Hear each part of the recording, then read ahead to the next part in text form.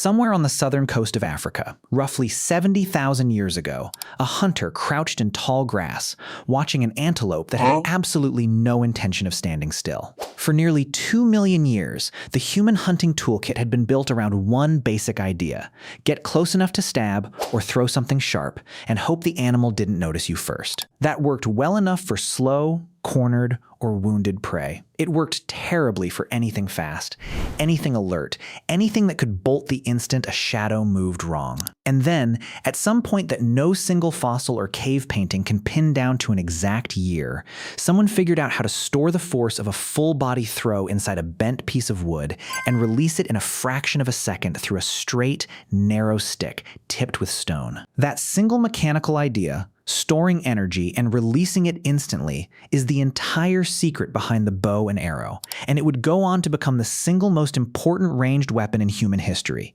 dominant on every inhabited continent for tens of thousands of years, right up until gunpowder finally pushed it aside. So how did humans get from thrown spears to the bow and arrow? The answer runs through microscopic stone flakes on a South African cliffside, a genuinely strange debate among archaeologists about how old this technology actually is, a slow spread across every continent except Antarctica, and a final chapter in which the bow's greatest rival, the arquebus, ended a reign that had lasted longer than agriculture itself. Let's start with the mechanics, because understanding what a bow actually does explains why it took so long to invent and why it mattered so much once it existed. A thrown spear converts the energy of a swinging arm directly into the spear's flight, and that energy is limited by how hard one human body can move in one motion.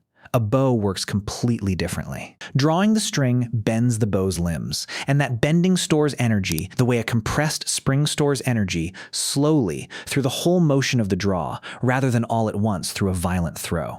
Release the string, and that stored energy transfers into the arrow almost instantly, launching a light projectile at a velocity no human arm could ever produce on its own. This is why an arrow, weighing a fraction of what a spear weighs, can still travel further, faster, and with a flatter trajectory than anything thrown by hand. The bow didn't just add range. It fundamentally changed the physics available to a hunter, letting a comparatively small, light weapon outperform anything muscle alone could throw. Figuring out exactly when humans first harnessed that physics is where things get genuinely difficult, because wood, sinew, and plant fiber string almost never survive tens of thousands of years in the archaeological record. What does survive is stone. And that's where the earliest evidence comes from. At Sabudu Cave in South Africa, archaeologists have recovered tiny stone points, some barely larger than a fingernail, dated to roughly 64,000 years ago. These aren't spear points. They're far too small and too light to have been thrown or thrust with any force by hand. Researchers studying the microscopic wear patterns and impact fractures on these points, along with residue analysis suggesting they were once glued into wooden shafts, have argued that the most plausible explanation is that they tipped arrows, not spears. If that interpretation holds, it pushes the invention of the bow and arrow back tens of thousands of years earlier than many researchers once assumed, into a period long before humans had spread out of Africa in large numbers. Further evidence comes from Sri Lanka, where bone points recovered from Fahian Lena Cave and dated to around 48,000 years ago show wear patterns consistent with high-velocity impact, the kind produced by an arrow striking a target rather than a spear being thrust or thrown. Similar microlith evidence, small, standardized stone blades likely mounted in rows along a shaft or hafted individually as arrowheads, appears across multiple African sites in the tens of thousands of years before the present, suggesting the bow may have been independently refined, lost, and reinvented more than once across different populations rather than spreading outward from one single point of origin, the way some other technologies did. This is worth sitting with for a moment, because it means the bow and arrow isn't a single invention with one clear birthplace the way gunpowder was. It's closer to a solution that human ingenuity kept arriving at independently, wherever the right combination of pressure and opportunity existed, which says something interesting about how naturally the underlying idea fits the problem of hunting fast, wary prey at a distance. By the time we reach the last ice age, direct physical evidence becomes far less ambiguous. The oldest surviving complete bows in the world come from Holmgard in Denmark, dated to around 9,000 years ago. Elegant, carefully shaped self-bows carved from single pieces of elm with a distinctive, flattened, widened grip and narrower, more flexible limbs, a design so effective that variations of it were still being used by traditional archers thousands of years later. Around the same period, sites across northern Europe have yielded wooden arrow shafts, flint arrowheads, and even preserved fletching, the feathers attached to an arrow's back end to stabilize its flight in the air. Mesolithic hunters clearly understood aerodynamics well enough to solve a genuinely difficult engineering problem using nothing but wood, feather, sinew, and stone. Once the bow existed as a mature, reliable technology, it spread with a speed and thoroughness that few prehistoric tools can match.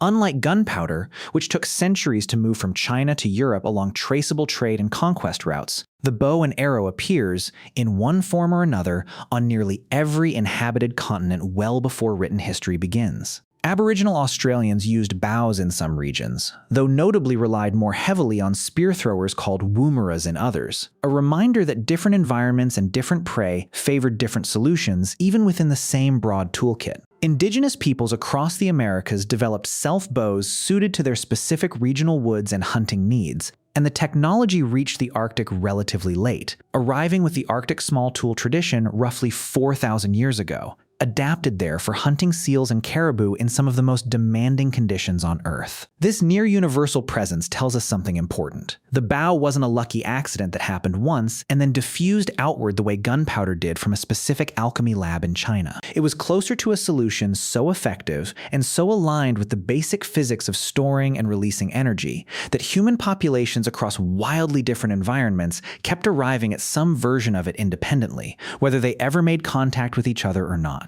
Once the basic bow existed everywhere, the next several thousand years of innovation followed a familiar pattern. Solve one practical limitation, and the next limitation immediately becomes visible.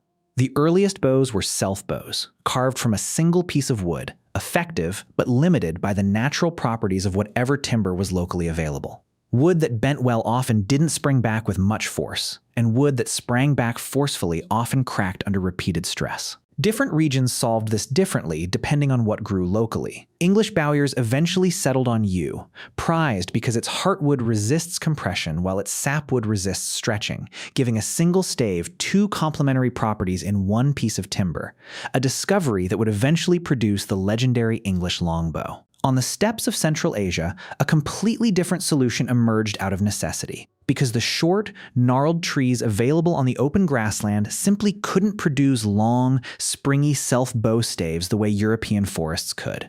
Steppe peoples solved this by building composite bows, laminating together layers of wood, horn, and sinew into a single shorter, recurved weapon. Horn compresses well under load, sinew stretches and snaps back with tremendous force, and wood provides the structural core holding both together. The result was a bow short enough to be drawn and fired confidently from horseback, yet capable of matching or exceeding the power of a much longer wooden self-bow. This composite design became the signature weapon of steppe cavalry cultures across history, from Scythian horse archers to the Huns, and eventually to the Mongol armies of the 13th century, whose mounted archers combined this compact, powerful weapon with extraordinary horsemanship to devastating effect across enormous distances, conquering territory, stretching from the Pacific to Eastern Europe largely on the strength of exactly this technology. Meanwhile, in medieval England and Wales, the longbow was reaching its own peak, becoming the centerpiece of English infantry tactics for roughly 2 centuries.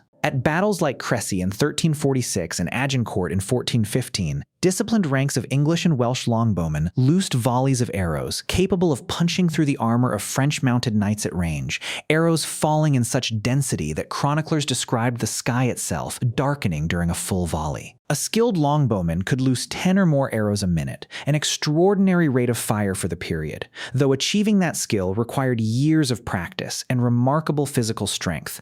Well-preserved skeletons of English archers recovered from period shipwrecks show visible bone deformation in the shoulders and spine caused by a lifetime of drawing bows that could require well over 100 pounds of force. Alongside the handheld bow, a mechanical variant developed separately and solved a completely different problem: the crossbow.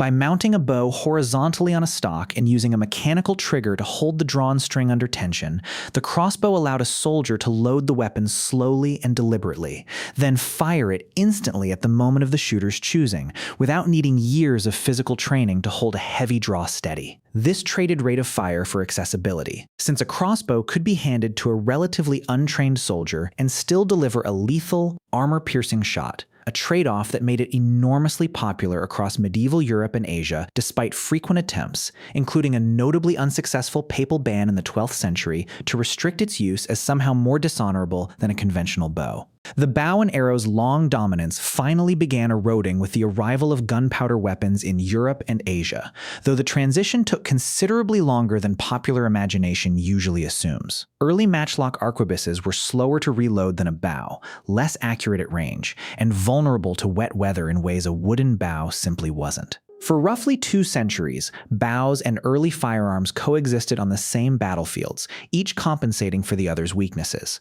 What ultimately tipped the balance wasn't raw performance, but training economics. A functional matchlock musket could be taught to a new recruit in weeks, while a genuinely effective longbowman required a lifetime of physical conditioning beginning in childhood. As European armies scaled up in size during the 16th and 17th centuries, that difference in training time mattered more than any single technical advantage.